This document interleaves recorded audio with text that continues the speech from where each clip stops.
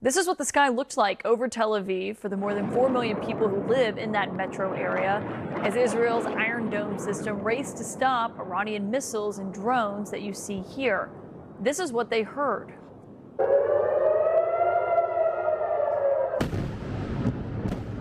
As you saw there, some Iranian missiles made it through. Meanwhile, in Tehran, that country's own air defenses sprung into action. In this video that we see from Iran's semi-official news agency of what they say is their active air defense system following another round of Israeli strikes there. State media reports that several explosions have been heard in parts of the Iranian capital. An American official tells CNN that the United States is playing an active role in helping Israel intercept Iranian missiles.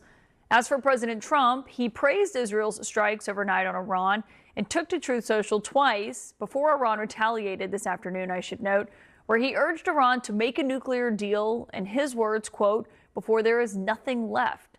At the White House, the president spent the day behind closed doors, though you see here his defense secretary and energy secretary entering the West Wing. That's around 10 a.m. this morning. Then Secretary Hegseth and the Joint Chiefs Chairman, retired Lieutenant General Dan Kane, were seen leaving the campus not until closer to 7 p.m. this evening. Here's what the day looked like behind the scenes from our reporting. It's been an incredibly busy day here at the White House after President Trump started by convening his top national security aides inside the Situation Room to discuss Israel's strike on Iran overnight. He's been on the phone virtually nonstop and also having a ton of meetings with aides. I actually saw his envoy to the Middle East, Steve Witkoff, darting from one West Wing meeting to another earlier today. Witkoff, of course, had been at the center of those talks between the United States and Iran, trying to get a nuclear deal. Now he was in meetings inside the West Wing as, of course, there are questions on whether or not those talks that were supposed to happen with Iran are still going to happen on Sunday. And also as that comes as Iran has been responding to Israel and striking cities like Tel Aviv. I want to get straight to CNN's chief international correspondent, Clarissa Ward in Eilat, Israel. Clarissa, obviously it's just after 4 a.m. there in southern Israel. What have you seen and heard so far since you've been on the ground?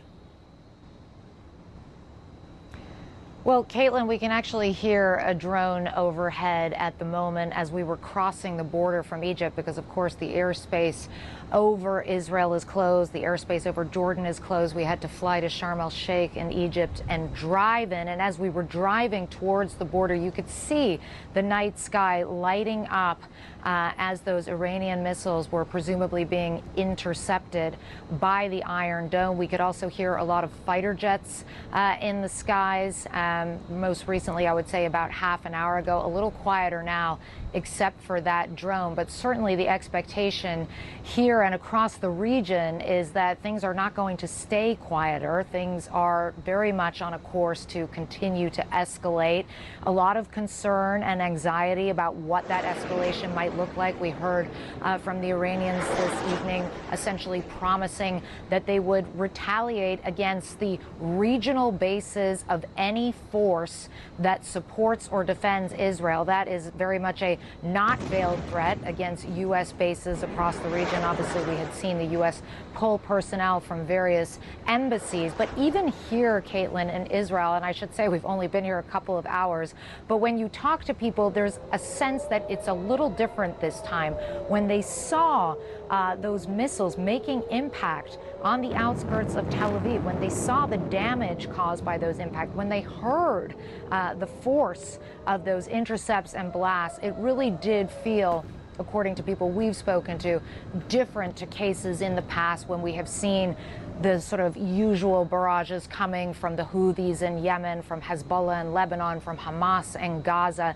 And so there is now a very kind of clear-eyed expectation that this is going to escalate further, that there isn't an obvious exit ramp for either party in this conflict, and certainly anxiety around what tomorrow will bring and what the next few days will bring, Caitlin. I think that's a good point, Clarissa, because some people might be watching all of this and say, well, of course, it's Israel, it's Iran, you know, it's kinetic in the Middle East. But there is a question, even among officials in Washington that I was talking to today, about whether or not this is different and what that difference signifies and what it means. It's absolutely different, Caitlin. I mean, we were here all last summer when there was a number of back and forths between Israel and Iran. That was already a significant escalation. But the attack that we saw Israel perpetrate against Iran last night, the scale, the scope, the essential decapitation of Iran's senior military leadership, the intelligence breach, all of this has really taken things to a completely new level. I mean, this really is now territory that has not been navigated. There is clearly a lot of anxiety, particularly in the region, a desire to try to de-escalate. The Europeans, I came from Europe this morning, a lot of anxiety in Europe as well. Desperate calls from many different countries for both sides to kind of pull back from the brink. But as I said before, it's not really clear at this stage what pulling back from the brink would look like. We've heard President Trump reiterate, oh, come on, come to these talks this weekend in Oman. Let's hash out a deal. That's your only off-ramp. But for Iran to capitulate like that in this moment and what that would mean for its domestic political audience, it's difficult to see that that's a viable political move for Iran at the moment, Caitlin. Yeah, Rosa Ward on the ground in Israel. We'll check in with you for updates throughout the hour. Also here tonight is the Israeli ambassador to the United States, Yael Leiter. And it's great to have you here, Mr. Ambassador, because the question on what we were just talking with Clarissa about, the attacks that are happening in Tel Aviv tonight, we saw some of those Iranian missiles getting through and hitting on the ground in the area. Can you just update us on what the latest is in the aftermath of that and how many people have been injured? Well, we faced 3 salvos of ballistic missiles fired from Iran today, about 150 in total, and some 40 people have been injured. 1 woman was killed. And we expect that the Iranians, who have a considerable volume of ballistic missiles, somewhere in the neighborhood of 2,000, will continue to fire them. So you can confirm that a woman was killed as a result of Iran's strikes in Israel tonight? Yes. Look, it's important to understand they're firing at our civilians. We're firing at their nuclear infrastructure and the people involved in the nuclear infrastructure. We have targeted strikes in Iran in order to neutralize their nuclear weapons program, because the nuclear weapons program is intended to annihilate us. They're firing ballistic missiles into civilian population centers is something entirely different. They're targeting our civilians. This is a criminal state that is on the road to achieve a nuclear weapon, which we have to mitigate. It's that simple. Has Iran's response and the strikes that they've promised will continue, is it overwhelming Israel's ability to defend itself? No, Israel will not be overwhelmed. We're a very resilient people. We've confronted one of Iran's proxies now for 1.5 years in the form of Hamas. We've lost many people. We lost 1,200 people on October 7th. We've lost close to another 900 soldiers. By American standards, that would be about 65,000 people in 1.5 years. But we're a resilient people. We are united in this cause. We have learned the lesson of history. When maniacs say that they're going to kill you, you have to believe them.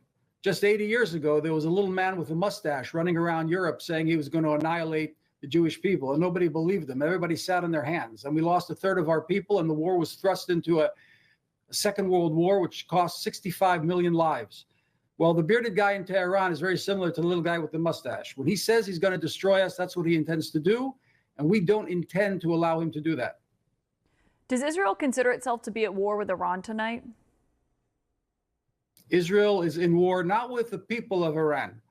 The people of Iran themselves suffer terribly under this lunatic regime, these mullahs that are really a death cult that celebrate death. So we're in a war against a regime that is intent on achieving nuclear power.